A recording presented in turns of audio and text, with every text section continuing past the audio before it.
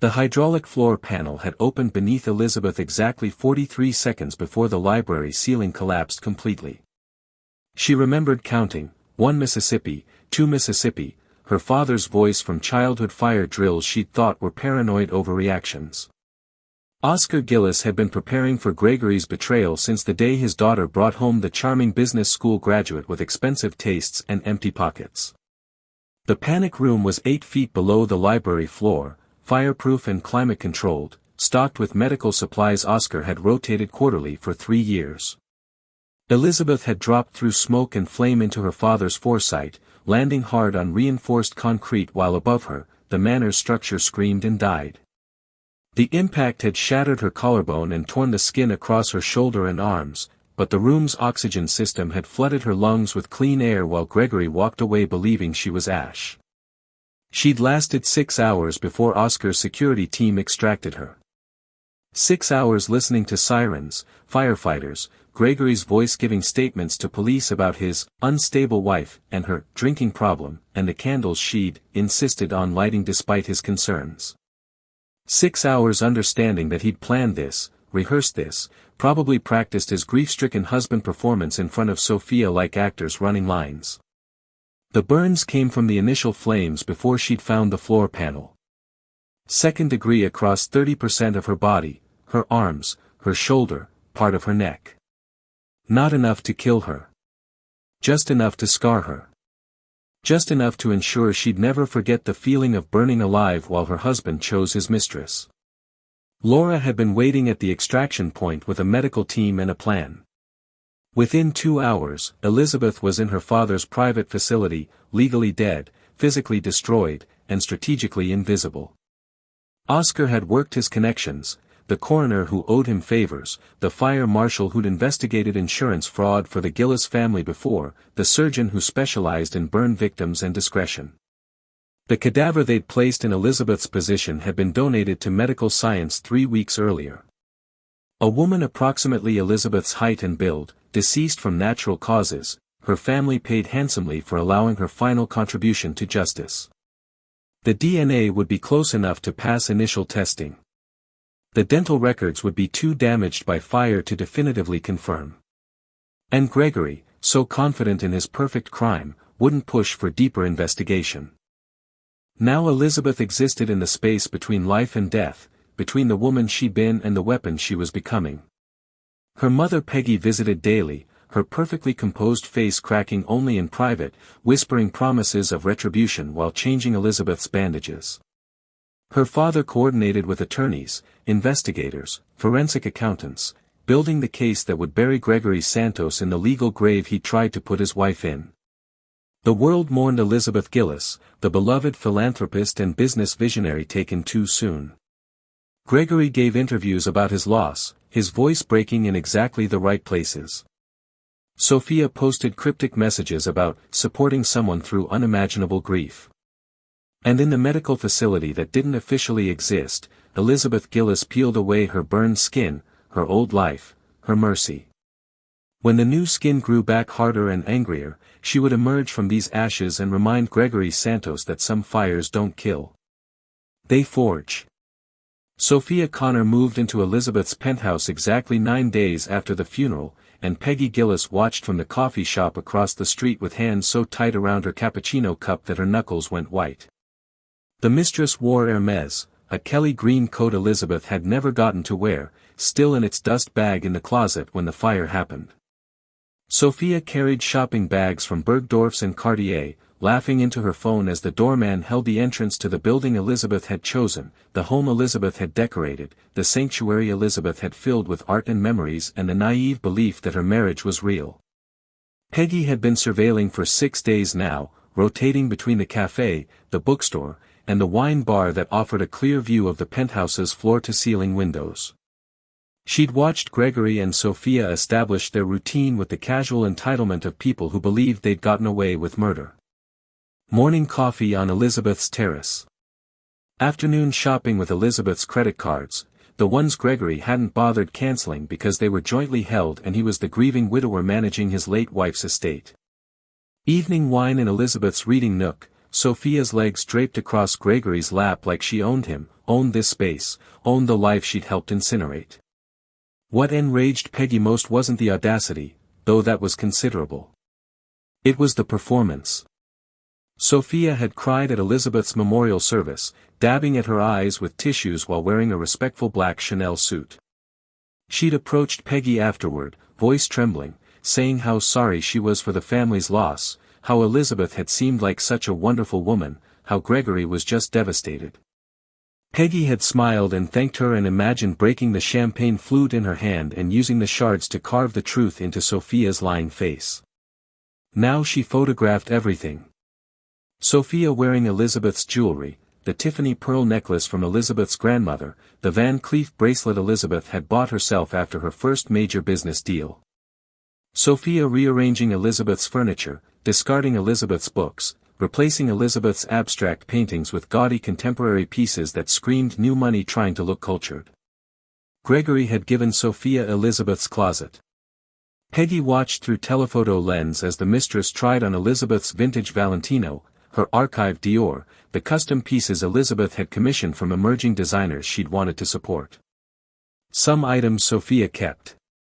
Others she tossed into donation bags like they were worthless remnants instead of memories, instead of the carefully curated wardrobe of a woman who'd had taste and substance before her husband decided she was disposable. The worst came on day 7.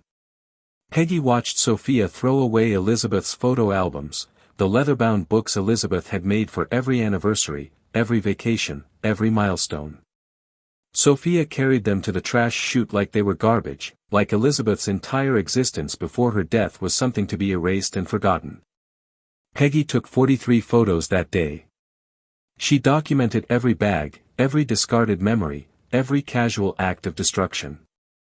She sent them all to Laura, who forwarded them to Elizabeth's hospital tablet with a single message: remember this when you're tempted toward mercy. That night, Peggy sat in the cafe after closing, the owner letting her stay because she'd been a regular for 20 years and he could see something broken and burning behind her composed expression. She stared at the penthouse windows where lights glowed warm and intimate, where her daughter's murderer and his mistress played house in her daughter's home. Peggy Gillis had raised her daughters to be gracious, educated, sophisticated. She'd taught them that revenge was beneath them, that dignity mattered more than vindication. But watching Sophia Connor erase her child from existence, Peggy discovered that maternal rage had no use for dignity. She would help Elizabeth destroy them both, and she would smile while doing it. Elizabeth saw her reflection for the first time on day 17, and the woman staring back was a stranger wrapped in fury and scar tissue. Dr. Sarah Chen had removed the bandages that morning with the clinical efficiency of someone who'd seen worse, though her eyes held something softer when Elizabeth finally looked down at her arms. The burns had healed in angry patches, deep red tissue that pulled tight across her left shoulder and down her forearm, spiderwebbing across her skin like a map of Gregory's betrayal. Her neck bore a crescent of scarring that no amount of makeup would ever fully hide. The physical therapist, Marcus, a former army medic who'd seen his share of burn victims, worked Elizabeth's shoulder through range-of-motion exercises that felt like being set on fire all over again. She didn't cry. She'd learned that tears were a luxury she couldn't afford, that every moment spent grieving was a moment not spent planning. The tissue will loosen, Marcus said, guiding her arm through another agonizing rotation. But it takes time. Patience. Elizabeth gritted her teeth through the pain and thought about Sophia wearing her grandmother's pearls. Patience was for people who hadn't been left to burn alive by their husbands. She'd asked for the mirror on day 15.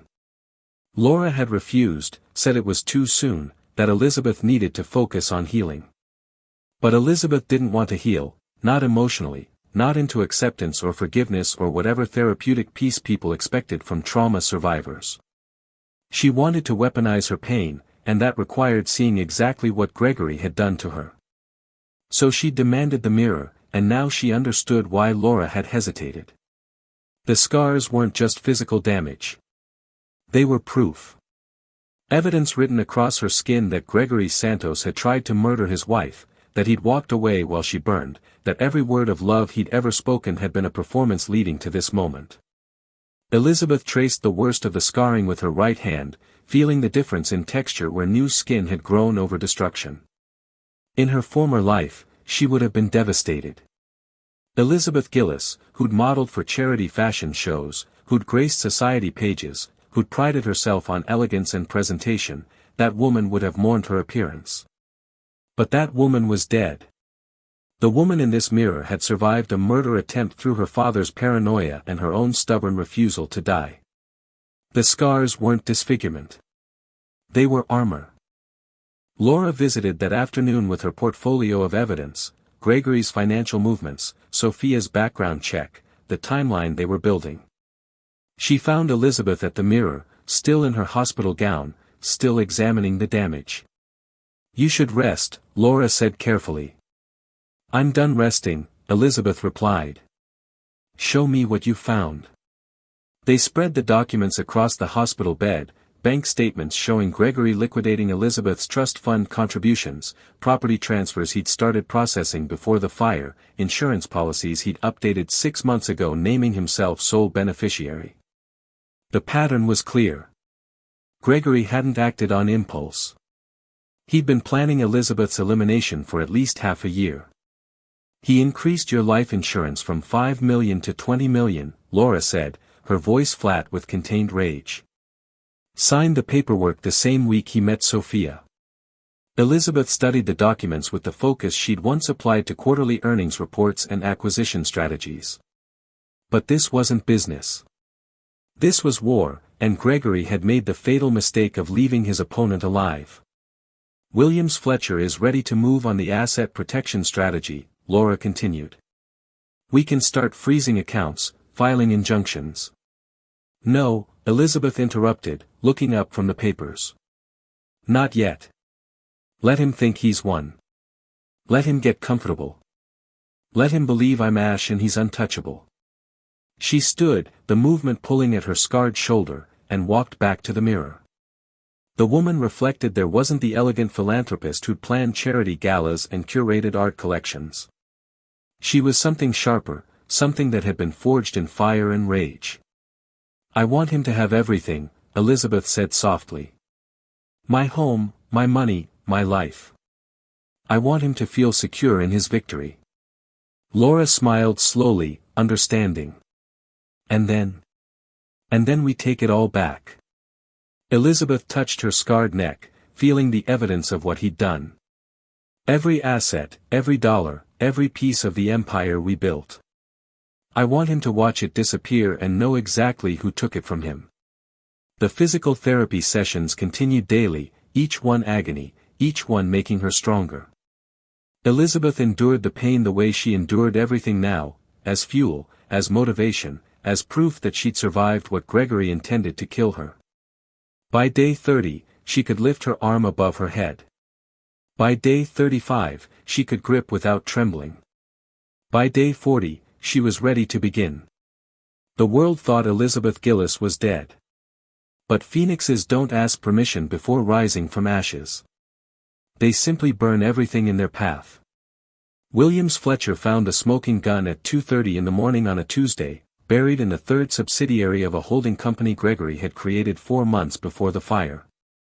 Fletcher had been Elizabeth's attorney for 6 years, handling her trusts and estate planning with the methodical precision of a man who'd built his reputation on finding what others missed. Oscar had called him the night of the fire, and Fletcher had spent the last 3 weeks doing what he did best, following money until it told him a story its owners didn't want told. The story Gregory's finances told was murder with premeditation and larceny with ambition. Fletcher sat in his downtown office, the city dark beyond his windows, surrounded by documents that would destroy Gregory Santos. He'd started with the obvious, the life insurance policies, the property transfers, the joint accounts Gregory had been systematically draining. But those were surface wounds. What Fletcher had found in the layered corporate structures was the kill shot. Gregory had been embezzling Oscar's original investment in the Santos real estate empire for at least 18 months. The old man had seated his son-in-law with $12 million when Gregory married Elizabeth, a gesture of faith in the young entrepreneur with big ideas and expensive charm. That 12 million had grown to 40 million through acquisitions and development deals that Elizabeth's business acumen had engineered and Oscar's connections had facilitated. Gregory had been siphoning it out through a shell company registered in Delaware under the name SC Holdings. Fletcher had almost missed it, would have missed it if he hadn't noticed the timing. SC Holdings was incorporated 6 weeks after Gregory met Sophia Connor. The initials weren't subtle once you knew what you were looking for. The embezzlement structure was elegant in its audacity. Gregory had created false invoices from SC Holdings for consulting services and project management, billing his own companies for work that was never performed, then cycling the money through 3 more subsidiaries before landing it in offshore accounts in the Cayman Islands.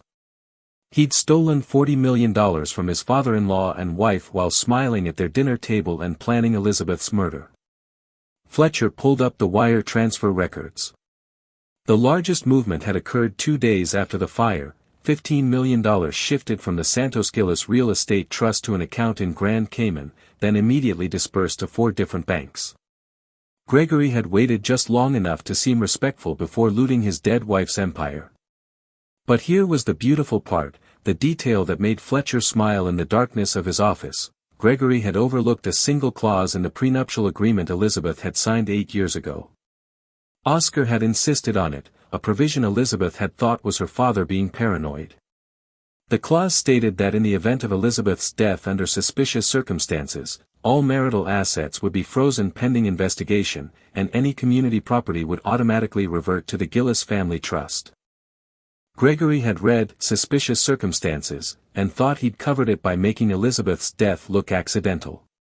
He'd controlled the narrative, bribed the right officials, ensured the fire marshal's report concluded with accidental death due to negligence.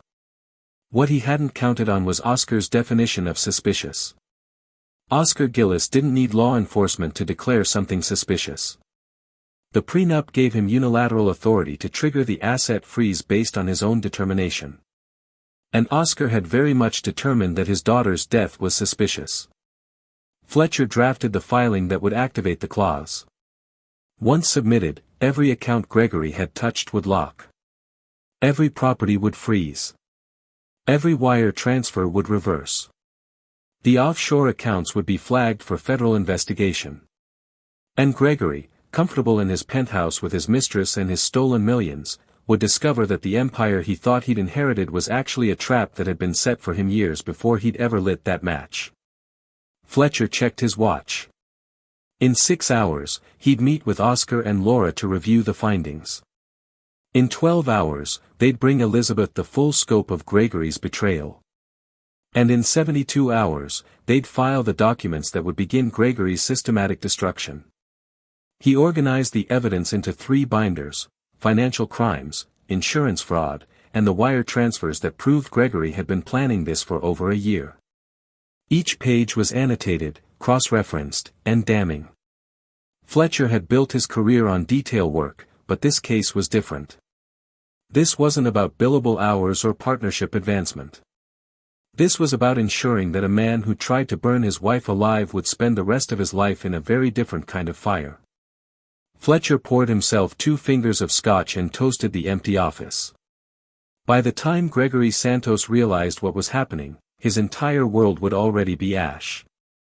Elizabeth logged into the penthouse security system at midnight on day 43, and discovered that arrogance made men sloppy in predictable ways. The password was still Santos 2019, the year Gregory had closed his first major development deal, the year he'd told Elizabeth she was his good luck charm, the year she'd secured the financing that had made him a player in Manhattan real estate. He hadn't bothered changing it. Why would he? His wife was dead, and dead women didn't haunt their killers through smart home technology. The system Laura had set up in Elizabeth's hospital room consisted of 3 monitors and a tablet, all connected through encrypted servers that would be untraceable even if Gregory somehow noticed the access logs. Elizabeth doubted he'd notice. Gregory had always been skilled at big-picture vision and catastrophically bad at details. That's what he'd had Elizabeth for, to manage the minutiae while he took credit for the results. Now she watched him through the security cameras she'd had installed in every room. 14 cameras total, hidden in smoke detectors and built into mirror frames and tucked behind crown molding. She'd wanted them for safety. Gregory was about to learn they made excellent surveillance equipment for the dead. The penthouse was obscene in its transformation. Sophia had redecorated with the taste of someone who confused expensive with elegant. Elizabeth's carefully curated mid-century modern furniture had been replaced with gaudy contemporary pieces, all glass and chrome and uncomfortable angles. The Rothko she'd bought at auction had been swapped for some garish abstract that screamed, "I bought this because it matched the sofa." But the aesthetics weren't what made Elizabeth's jaw clench. It was the intimacy. The casual domesticity of Gregory and Sophia playing house in Elizabeth's home, sleeping in Elizabeth's bed, living the life Gregory had murdered to obtain. She watched them through the kitchen camera. Sophia made coffee in Elizabeth's La Marzocco machine, the one Elizabeth had saved for 3 years to buy. Gregory read the Wall Street Journal at Elizabeth's breakfast bar, wearing Elizabeth's monogrammed robe that Sophia had apparently kept because she found it ironic and sexy. The bedroom camera was worse. Elizabeth forced herself to watch anyway, cataloging every moment for the rage reserve she was building. They laughed there. Made love there. Talked about their future with the comfortable confidence of people who believed they'd gotten away with murder.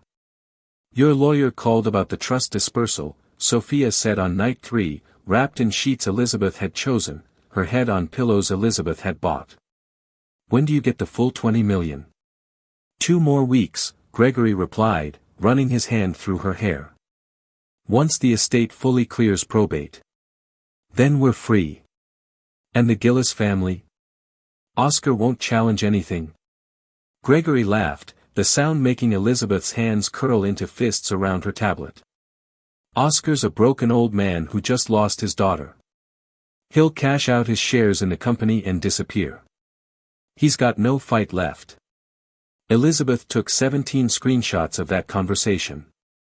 Laura would ensure they reached the right authorities at exactly the right moment. The study camera captured Gregory on business calls, discussing properties he planned to sell, investments he was liquidating, the restructuring of the Santos-Gillis empire into just Santos. He was erasing Elizabeth from the business they'd built together, wiping her contributions from the record like she'd never existed. But the living room camera gave Elizabeth what she needed most. On night 7, Gregory and Sophia got drunk on Elizabeth's Chateau Margaux, a bottle she'd been saving for their 10th anniversary, a bottle that cost more than most people's monthly rent. They sprawled on the new sofa and talked about the fire with the casual ease of conspirators who believed they were safe. "I still can't believe it actually worked," Sophia said, her voice loose with wine and victory. "When you said you'd take care of everything, I thought. You thought I'd mess it up," Gregory finished, kissing her neck. "But I told you, Elizabeth was predictable. She'd confront me about the affair, I'd suggest we talk about it at the Hampton house, and nature would take its course. Nature and a lot of accelerant in the library walls." They laughed. Elizabeth recorded every second. She watched them for hours each night, documenting their conversations, their movements, their complete lack of remorse. She saw Gregory pay off the fire marshal through a wire transfer he made from the study. She watched Sophia practice crying in the mirror before visiting Elizabeth's mother, perfecting her bereaved performance. She witnessed them toast to their freedom over dinner, celebrating the death of the woman whose home they'd stolen. By day 50, Elizabeth had over 40 hours of footage. Every incriminating conversation. Every casual admission. Every piece of evidence that proved Gregory and Sophia had planned her murder and were now enjoying its fruits. Laura archived everything on multiple encrypted drives. Fletcher integrated the footage into his legal briefs. Oscar watched the recordings once, his face carved from stone, and said only, "Make sure they never see daylight again." Elizabeth kept watching. Not for evidence anymore, they had plenty. She watched because she wanted to understand the depth of Gregory's betrayal, wanted to memorize every moment of their stolen happiness so that when she finally revealed herself, when she walked through those penthouse doors they thought she'd never enter again, she'd know exactly what she was taking from them. On night 56, she watched Gregory propose to Sophia in Elizabeth's living room, offering a ring from Elizabeth's own jewelry collection, making promises about forever while kneeling on carpet Elizabeth had chosen. Sophia cried and said yes. Gregory slipped the ring onto her finger, the same finger where Elizabeth's wedding band had once rested, and they kissed with the passion of people who thought they'd won. Elizabeth logged off the system and smiled in the darkness of her hospital room. Let them celebrate. Let them plan their wedding. Let them believe the ghost of Elizabeth Gillis would stay buried. Dead women made the best witnesses. And Elizabeth had recorded everything. Laura Gillis bumped into Sophia Connor at the Bergdorf Goodman jewelry counter on a Thursday afternoon, and the collision was as accidental as a planned demolition. Laura had been tracking Sophia's shopping patterns for 2 weeks, every boutique visit, every salon appointment, every predictable habit of a woman spending money she'd helped steal. Sophia browsed the Cartier display every Thursday between 2 and 3, trying on pieces she'd eventually charged to Gregory's black card, the one that was still technically drawing from accounts that included Elizabeth's trust fund contributions. "Oh God, I'm so sorry," Laura said, executing a perfectly timed stumble that sent Sophia's shopping bags scattering across the marble floor. "I'm such a disaster today. Let me help you." Laura knelt to gather the fallen bags, her Prada suit and Louboutin heels marking her as someone who belonged in this tax bracket, someone Sophia would want to impress. She handed back the bags with an apologetic smile, making brief eye contact, just enough for Sophia to register that Laura looked vaguely familiar. "No harm done," Sophia said, that practiced warmth she used on anyone who might be useful. "These floors are slippery." "I'm Laura," she said, extending her hand. "I feel like I've seen you before. Do you come here often?" The hook was baited. Sophia took it with the vanity of someone who liked being recognized.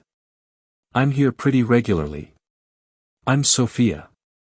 Sophia Connor." Laura let recognition dawn slowly across her face, the perfect mixture of surprise and polite discomfort. "Oh. Oh wow. You were friends with Elizabeth Gillis, weren't you? I saw you at the memorial service." The service where Sophia had performed grief like a rehearsed monologue while wearing Elizabeth's Chanel. "I knew Elizabeth through Gregory," Sophia said carefully, her smile tightening. "Her husband. It's been such a tragedy for everyone." "I'm sure," Laura said, her voice carrying just enough edge to plant the first seed. "Gregory seems to be coping well, though. I saw him at the club last week. He looked," she paused delicately, "remarkably recovered for someone who lost his wife so recently." Sophia's expression flickered. "Grief affects everyone differently, absolutely," Laura agreed. "And I'm sure having support helps. Are you and Gregory?" "I'm sorry, I don't mean to pry. It's just, people talk, you know how the Upper East Side is." The seed found fertile ground. "People talk about what?" Laura touched Sophia's arm conspiratorially, lowering her voice. "Just that you two seem close. Which is lovely, truly. Elizabeth would want him to be happy. Though I have to admit, the timing surprised some people."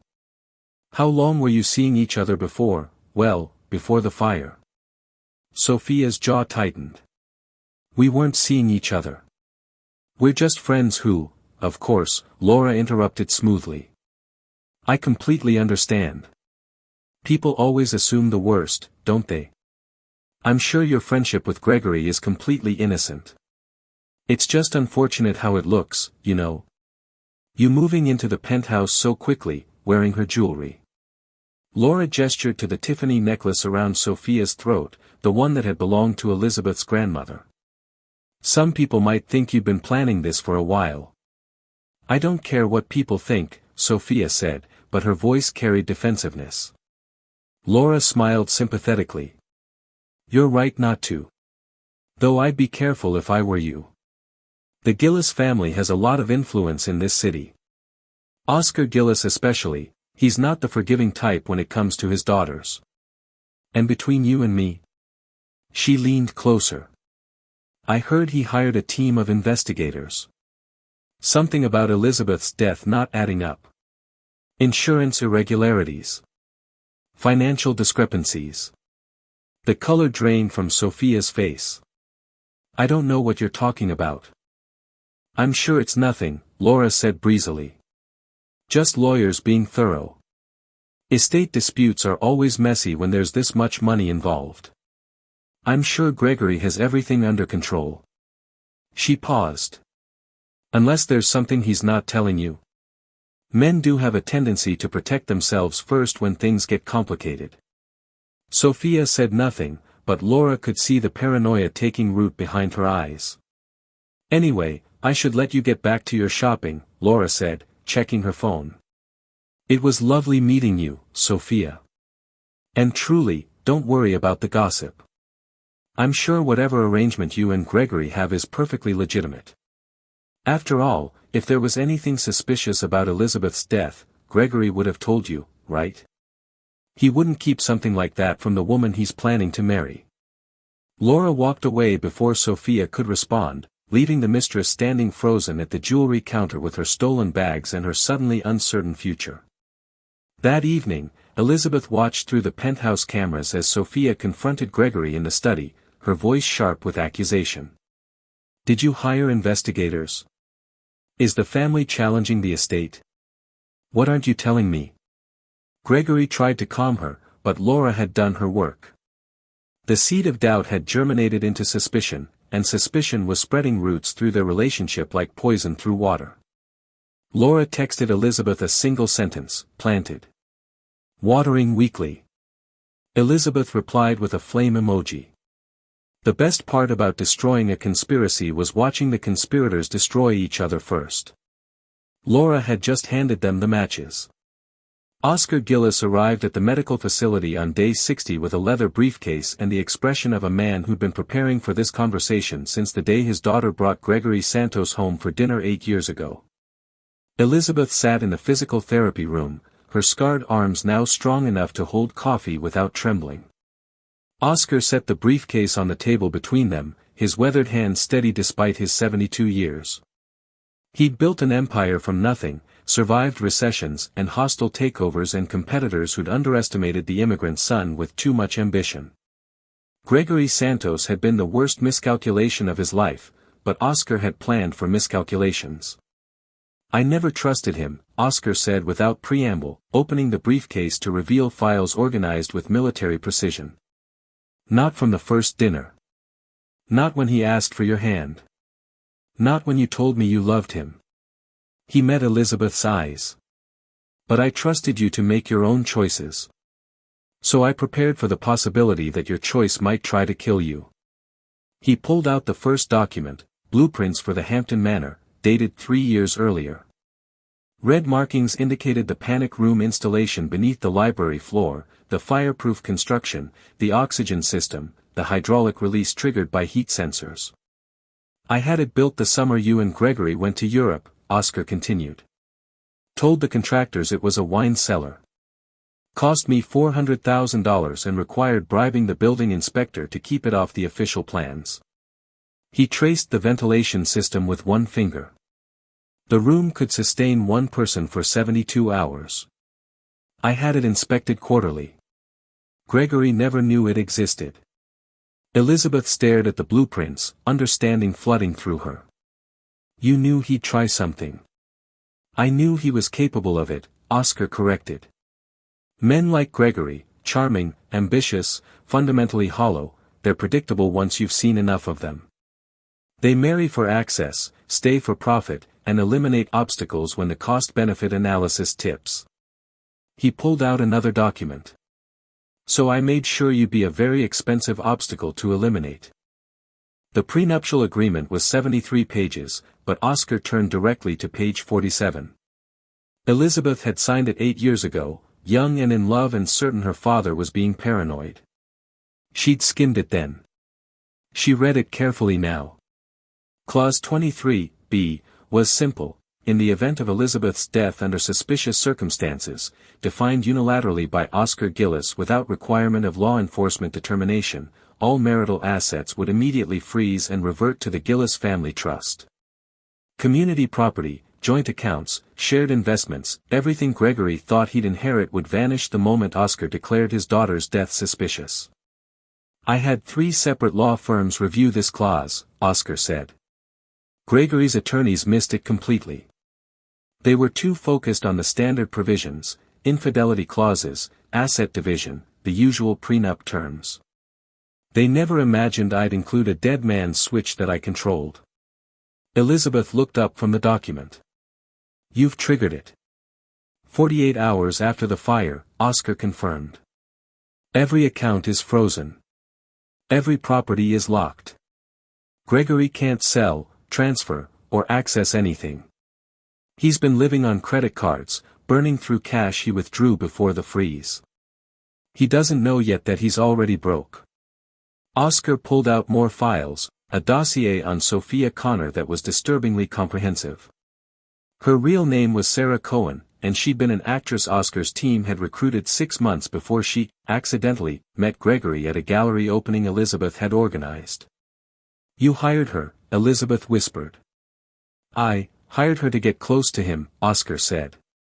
"To document his infidelity, give you grounds for divorce when you were ready to see what he was. I didn't anticipate," his voice cracked slightly, the first emotion he'd shown. "I didn't anticipate that he'd try to murder you. That she'd become his accomplice. That was beyond even my pessimistic expectations." He composed himself, pulling out the final document. "But it gave us leverage. Sarah Cohen has a gambling debt of $700,000 to people who don't accept payment plans. We own that debt now. She'll testify against Gregory, or she'll disappear into a hole her creditors are eager to put her in." Elizabeth processed the enormity of her father's preparation. The panic room that saved her life. The prenup clause that trapped Gregory financially. The mistress who was actually an asset they controlled. Oscar had been building a cage around Gregory for years, waiting for him to walk into it. "You did all this without telling me," she said. "Would you have believed me?" Oscar asked gently. "Would you have seen him clearly if I'd poisoned the well? You loved him, Elizabeth. You deserved the chance to be right about that love." His eyes hardened. "But I deserved the chance to be right about my suspicions. So I prepared for the worst while hoping for the best." Oscar closed the briefcase. "Everything is in place. Fletcher has the financial evidence. Laura has the surveillance footage. We have Sophia's testimony purchased and ready. The prenup has locked Gregory out of the fortune he thought he'd inherited. And you," he reached across the table, carefully avoiding her scarred arms. "You survived because I made sure you would." Elizabeth looked at her father, the man who'd seen through Gregory's charm to the monster underneath, who'd spent years and millions of dollars protecting a daughter who'd thought she didn't need protection. "When do we move?" she asked. Oscar smiled, and it was the expression of a man who'd been waiting for this question since the day his daughter's husband had walked away from a burning house. "The death declaration hearing is in 2 weeks. Gregory is petitioning to have you legally declared dead so he can finalize the estate. He thinks it's a formality." Oscar stood, straightening his suit. "He's wrong. It's his execution date." Elizabeth rose to meet him, her scarred body now a weapon forged in fire and her father's foresight. "Then let's make sure he dies screaming," she said. Gregory Santos woke up on the morning of the death declaration hearing feeling like a man about to collect his winnings, unaware that the casino had been rigged against him from the start. He dressed in his custom Tom Ford suit, the charcoal one that had cost $8,000 and photographed beautifully for press coverage. Today would be simple, a formality before Judge Peter Simpson, the paperwork that would officially declare Elizabeth Gillis deceased after 67 days missing and presumed dead in the Hampton Manor fire. His attorneys had assured him it was routine. Present the fire marshal's report, submit the coroner's findings on the remains, demonstrate that all reasonable efforts to locate Elizabeth had been exhausted. Then she'd be legally dead, the estate would finalize, and Gregory would have access to everything he'd been planning to take for the past 18 months. Sophia handed him his coffee, her engagement ring catching the morning light streaming through the penthouse windows. She'd been nervous lately, paranoid about investigators and family challenges, but Gregory had smoothed her fears with the confidence of a man who'd orchestrated the perfect crime. The fire marshal had ruled it accidental. The coroner had confirmed the body. The insurance company had paid out. Elizabeth's family had been silent, presumably broken by grief. "It's almost over," Gregory said, kissing Sophia's forehead. "By tonight, everything will be official. No more frozen accounts, no more estate complications. Just us and 20 million in life insurance, plus the full Santos Gillis portfolio. You're sure Oscar won't fight it?" Sophia asked, that edge of paranoia still present. "Oscar's a 72-year-old man who just lost his daughter," Gregory said dismissively. "He's got no fight left. Besides, what would he fight? The evidence is clear. Elizabeth died in an accidental fire caused by her own negligence. The negligence he'd engineered with accelerant in the library walls and candles positioned exactly where they needed to be. But the fire marshal had bought the accident narrative, and that was all that mattered." Gregory's lead attorney, Marcus Chen, had prepared a 30-page brief documenting every attempt to locate Elizabeth, every search conducted, every reason to believe she'd perished in the fire. The hearing would take maybe an hour. The judge would review the evidence, declare Elizabeth legally deceased, and Gregory would walk out of that courtroom a free man with access to a fortune. He'd already planned a press statement, grief-stricken but forward-looking, honoring Elizabeth's memory while acknowledging the need to move on. He'd announce a charitable foundation in her name, something about supporting women in business. It would play beautifully with the public, rehabilitate any lingering questions about the timing of his relationship with Sophia. "What if her family brings attorneys?" Sophia pressed. "Then my attorneys will handle them," Gregory said with the easy confidence of someone who'd been winning his entire adult life. "Elizabeth's family has no standing to challenge this. I'm the surviving spouse. The law is clear." What Gregory didn't know was that Williams Fletcher had filed 37 motions in the past 2 weeks, each one carefully designed to trap him in the courtroom long enough for what came next. He didn't know that Judge Peter Simpson had been briefed on irregularities in the estate that required immediate attention. He didn't know that Oscar Gillis had triggered the prenuptial clause that had frozen every asset Gregory thought he owned. He didn't know that in a secure facility 40 miles away, Elizabeth Gillis was being fitted for a tailored suit designed to hide her scars while making absolutely certain Gregory would recognize her face. Gregory arrived at the courthouse at 9:15, surrounded by his legal team and trailing press coverage. He walked through the lobby with the measured confidence of a man attending his own coronation, nodding sympathetically at reporters who asked about his late wife, deflecting questions about Sophia with practiced dignity. Marcus Chen carried the briefcase full of evidence, the fire reports, the coroner's findings, the search documentation. Everything was organized, professional, airtight. They'd anticipated every possible challenge, prepared for every contingency, except the one that mattered. Gregory entered Judge Simpson's courtroom and took his seat at the petitioner's table. The gallery behind him was surprisingly full. He'd expected maybe a handful of observers, but there were at least 30 people present. Probably journalists covering the story, he assumed. The tragic death of Manhattan socialite Elizabeth Gillis still generated clicks. He didn't notice Oscar Gillis sitting in the back row, his face carved from stone, his hands steady on a briefcase identical to the one Marcus Chen carried. He didn't notice Laura Gillis 3 rows behind him, her phone recording everything, her expression promising devastation. He didn't notice Peggy Gillis near the side entrance, her eyes red but her spine straight, waiting for the moment she'd been promised. Gregory checked his watch. 9:28. The hearing would start in 2 minutes, be over by 11, and by lunch he'd be celebrating his legal victory and his financial freedom. Judge Simpson entered the courtroom. Everyone rose. "Please be seated," the judge said, his voice carrying the weight of decisions Gregory hadn't prepared for. "We're here for the petition to declare Elizabeth Marie Gillis legally deceased. Mr. Santos, your attorneys may present their case." Marcus Chen stood, confident and prepared. Your Honor, the evidence clearly demonstrates. The heavy mahogany doors at the back of the courtroom opened. Gregory turned to see who'd arrived late, mildly annoyed at the disruption of his carefully orchestrated proceeding. Elizabeth Gillis walked through those doors wearing a navy suit that covered her scars but couldn't hide the fire in her eyes, and Gregory Santos felt his perfect crime collapse into ashes around him. His face drained of color. His hands gripped the table.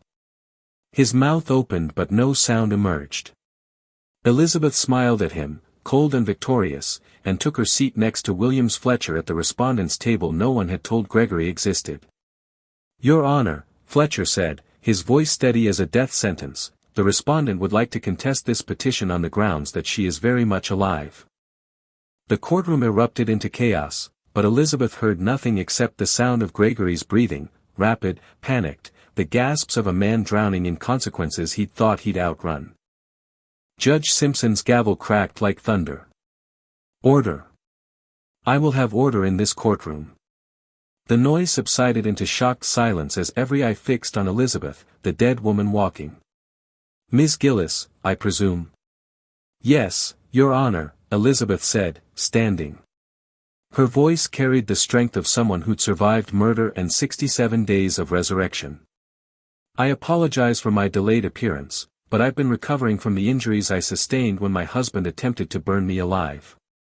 Gregory lunged to his feet. This is insane. That's not, she can't be, his attorney grabbed his arm, pulling him back down, but the damage was done. His panic was admission enough. Mr. Santos, you will remain seated and silent unless addressed by this court, Judge Simpson commanded. He turned to Elizabeth, his expression carefully neutral. Ms. Gillis, these are extraordinary circumstances. I assume you have evidence to support your claims? Substantial evidence, Your Honor, Williams Fletcher said, approaching the bench with a tablet. If it pleases the court, we have video footage, financial records, and testimony that will demonstrate that Mr. Santos orchestrated the fire that was intended to kill his wife, and has spent the past 2 months embezzling her family's investments while she recovered from severe burns. Judge Simpson reviewed the tablet for 30 seconds that felt like 30 years. His expression hardened with each page. I'm admitting this evidence. Mr. Chen, I hope your client has an exceptional explanation. Fletcher set up the courtroom's display screen while Elizabeth remained standing, her eyes locked on Gregory.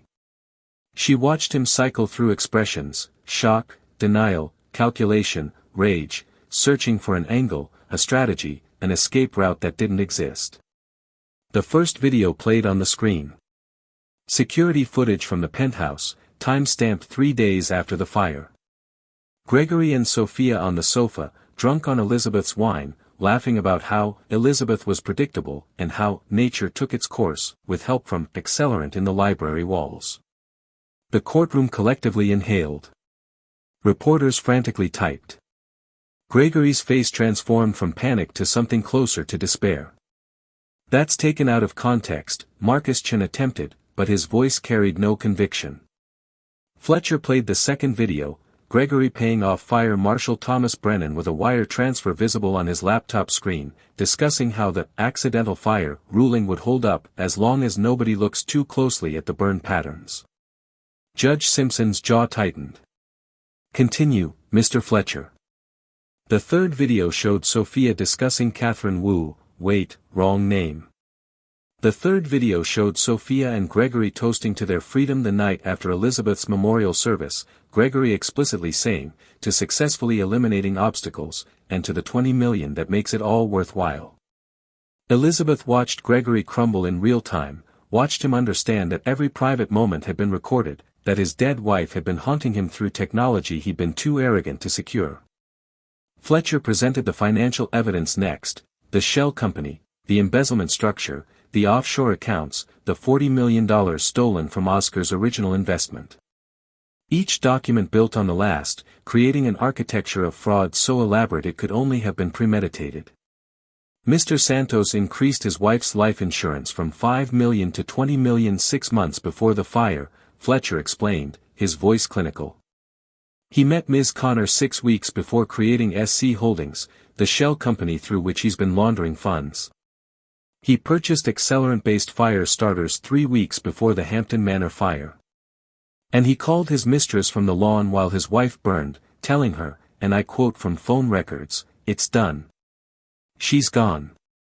Gregory's attorney tried to object, to challenge, to create reasonable doubt, but the evidence was overwhelming.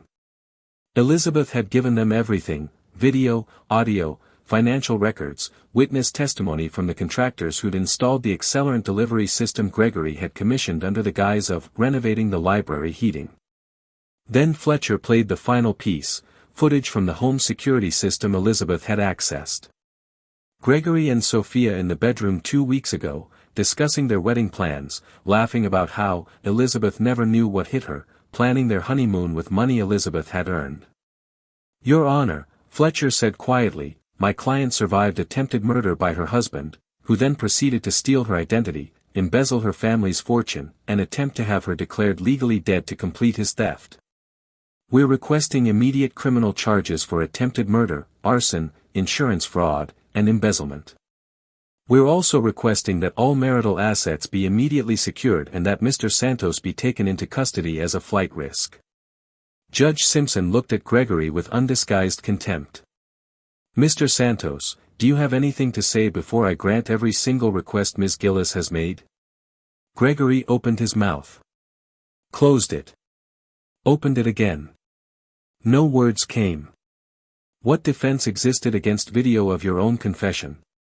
What explanation could justify attempted murder caught on camera? Elizabeth spoke into his silence. "I trusted you with my heart, my fortune, and my life, Gregory. You tried to turn all three into ash." She pulled down her collar slightly, revealing the scarring on her neck. "But some things don't burn. Some things only get stronger in the fire. And now you're going to learn exactly what I became while you thought I was dead." Judge Simpson's gavel fell. "Bailiff, take Mr. Santos into custody. Charges of attempted murder, arson, and fraud." Bail denied. As the bailiff approached with handcuffs, Gregory finally found his voice. "Elizabeth, please, we can work this out. I can explain." "You already explained," Elizabeth said coldly. "I watched you do it. I recorded every word. And now the world has too."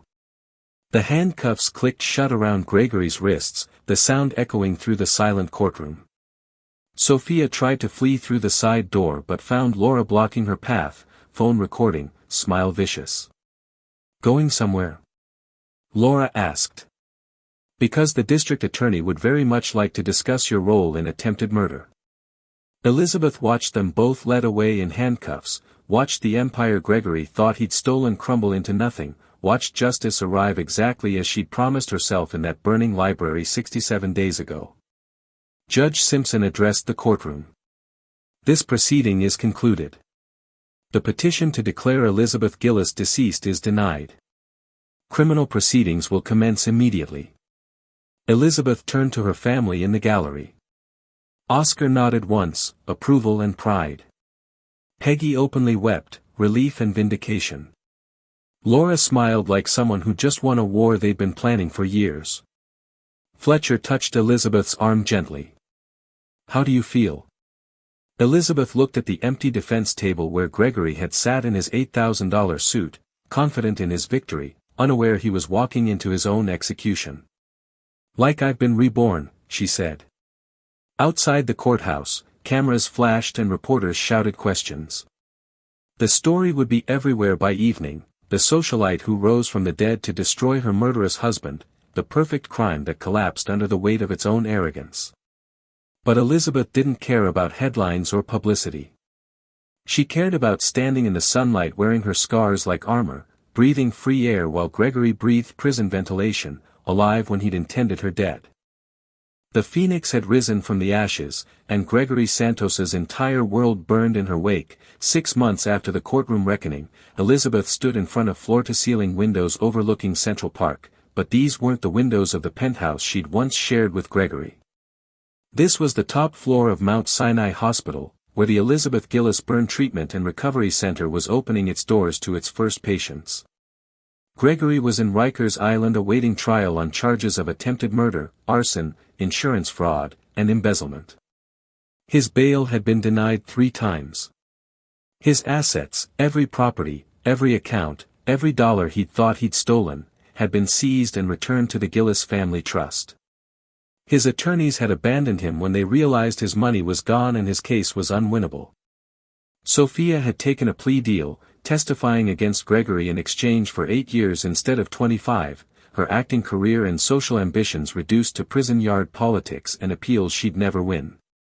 The empire Gregory had tried to steal was now funding something he'd never imagined, a state-of-the-art facility dedicated to burn survivors, staffed by the best trauma surgeons in the country, offering treatment regardless of ability to pay. Elizabeth had donated $15 million to build it, endowed it with another $20 million to ensure it would never close for lack of funding. She'd named the center after herself not out of vanity but as a declaration. Every patient who walked through those doors would see her name and know that survival was possible, that scars didn't mean defeat, that the fire that was meant to destroy you could forge you into something stronger. Dr. Sarah Chen, who'd treated Elizabeth's burns, would serve as chief of surgery. Marcus, the physical therapist who'd guided her through agonizing recovery, would direct the rehabilitation program. Every room was designed with input from burn survivors, every protocol built around dignity and hope rather than just medical necessity. The dedication ceremony was small: Oscar, Peggy, Laura, Williams Fletcher, and a handful of the medical staff who'd saved Elizabeth's life. No press, no publicity, no performance. Just quiet acknowledgement of what had been built from the ashes of attempted murder. "Your mother would be proud," Oscar said, standing beside Elizabeth at the window. Peggy had passed away 2 months ago, her heart finally giving out after the stress of nearly losing her daughter. She'd lived long enough to see Gregory arrested, long enough to know Elizabeth was safe. That had been enough. She saw him arrested, Elizabeth said softly. She got her justice. That's what mattered to her. Laura joined them, carrying champagne in plastic hospital cups. "To Mom," she said, raising her cup. "Who taught us that revenge is a dish best served with impeccable planning and overwhelming evidence." They drank to Peggy's memory, to survival, to the future this center represented. Elizabeth's scars had faded somewhat, the red tissue now pink, the tight patches loosened through continued therapy. She no longer tried to hide them. She wore sleeveless dresses and kept her hair up, letting the world see what Gregory had done and what she'd survived. The scars told a story she refused to edit or conceal. Williams Fletcher approached with documents requiring her signature, the final dissolution of her marriage to Gregory, the restraining orders that would last beyond his prison sentence, the trust restructuring that ensured her fortune would never again be vulnerable to a charming sociopath with expensive taste. "He's requested to see you," Fletcher said carefully. "Through his public defender. Claims he wants to apologize." Elizabeth didn't hesitate. "No. He had his chance to speak to me. He used it to commit perjury and murder. I'm done listening." Fletcher nodded, unsurprised. "His trial starts in 3 weeks. With Sophia's testimony and the video evidence, the prosecutor expects a guilty verdict within days. And then he disappears into the system where he belongs," Elizabeth said. She felt nothing for Gregory now, no hatred, no satisfaction, not even the cold fury that had sustained her through recovery. He'd become irrelevant, a cautionary tale about hubris and underestimating women. The center's first patient arrived that afternoon, a young mother who'd been burned saving her children from a house fire, her arms and chest covered in the same kind of scars Elizabeth wore. Elizabeth met her in the intake room, let the woman see her scars, watched recognition and hope dawn in her eyes. "It gets better," Elizabeth said, taking the woman's undamaged hand. "Not easier, not perfect, but better. You survived. That means you're stronger than whatever burned you." The woman cried, and Elizabeth held her, 2 phoenixes recognizing each other in the aftermath of their separate fires. That night, Elizabeth returned to her new apartment, smaller than the penthouse, warmer, filled with art she'd chosen for joy rather than investment value. She poured a glass of wine, the good kind she actually liked rather than the expensive kind Gregory had preferred, and stood on her balcony watching the city lights. Gregory Santos had tried to burn her alive for money and freedom. Instead, he'd lost everything while she'd built something that would save lives long after both of them were gone. She raised her glass to the sky, to her mother, to every woman who'd been underestimated and left for dead by men who'd loved their ambitions more than anything real. Elizabeth Gillis had been forged in fire, and she'd emerged as something her husband's greed could never have predicted, not a victim, not even a survivor. A force of nature wearing her scars like a crown, finally, impossibly, completely free.